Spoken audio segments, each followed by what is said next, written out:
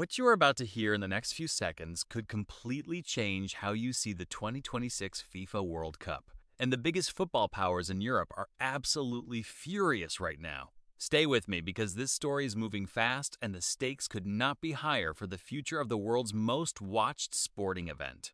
Right now, behind closed doors, something serious is happening between Europe's top football nations and FIFA.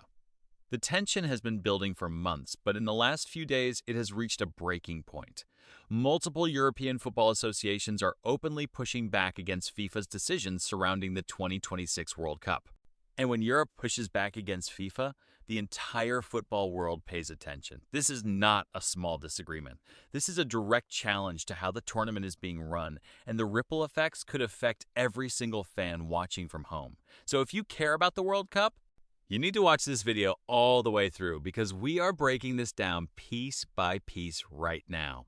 And hey, if you are new here and you enjoy breaking football news explained clearly and honestly, hit that subscribe button right now and tap the like button. It genuinely helps this channel bring you more stories like this one. Now, let's get into it. Default text. So what exactly is going on? The 2026 FIFA World Cup is set to be hosted across the United States, Canada, and Mexico, a three-nation tournament that was already historic before a single ball was kicked. FIFA expanded the tournament to 48 teams, which means more matches, more scheduling pressure, and a much more complex logistical operation than any World Cup before it. And that expansion, that decision to go from 32 teams to 48, is at the center of a lot of the frustration we are seeing from European football leaders today. European associations, including some of the most powerful football bodies in the world, have raised serious concerns about the format. Their argument is straightforward. More games does not automatically mean better football. When you stretch a tournament this wide, you risk diluting the quality of the matches, exhausting the players, and creating a product that feels less special than what fans have come to expect from a World Cup. And when you add travel distances across three countries the size of continents, you are asking players to perform at the highest level under conditions that are genuinely difficult. Europe's football leaders are not staying quiet about this anymore. There is also the question of scheduling and the calendar conflict with European club football.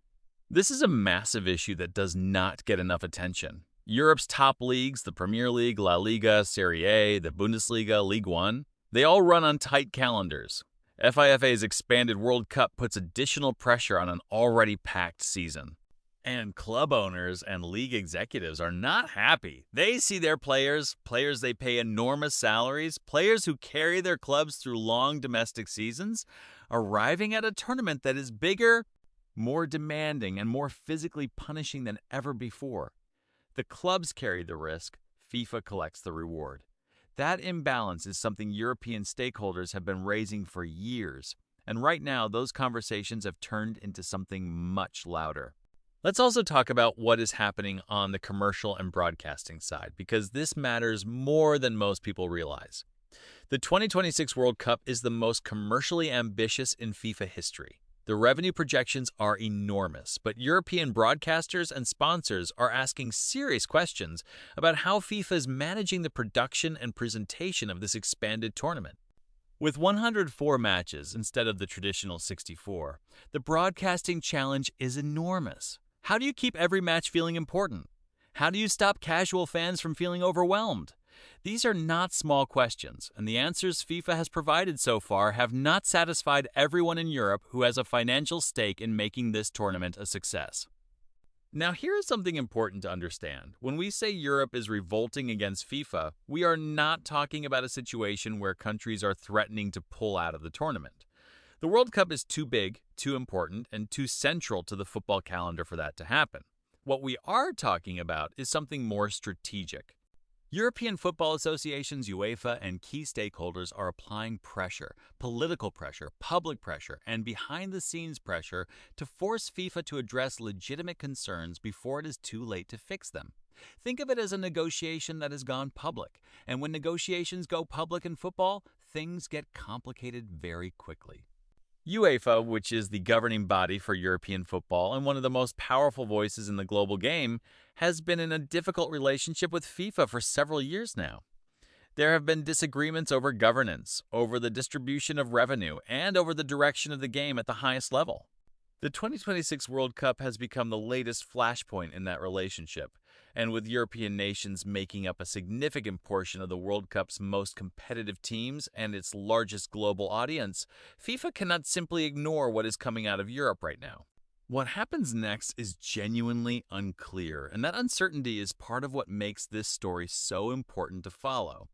FIFA has invested enormous resources into making the 2026 tournament a landmark event. The United States, Canada, and Mexico have spent years preparing.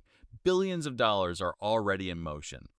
But football at the highest level has always been about more than money.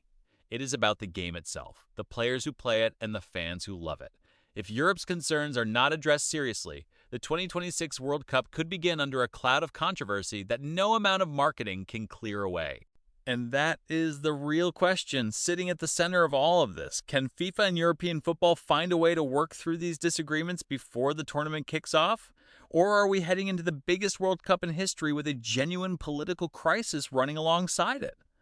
The next few weeks and months will tell us a lot. The FIFA's leadership is going to have to respond. European associations are going to keep pushing, and the rest of the football world is going to be watching every move very carefully. This is one of those stories that will keep developing, and we will be covering every update right here on this channel. So make sure you are subscribed and have notifications turned on so you do not miss a single breakdown. If this video gave you a clearer picture of what is happening with the 2026 World Cup crisis, drop a comment below and tell us. Do you think FIFA is handling this the right way, or do you think Europe has a point? We read every single comment, and your opinion genuinely matters to this conversation. And if you know someone who follows football and needs to hear about this, share this video with them right now. That is how we keep growing this community and keep bringing you stories that matter. Thank you for watching, and we will see you in the next one.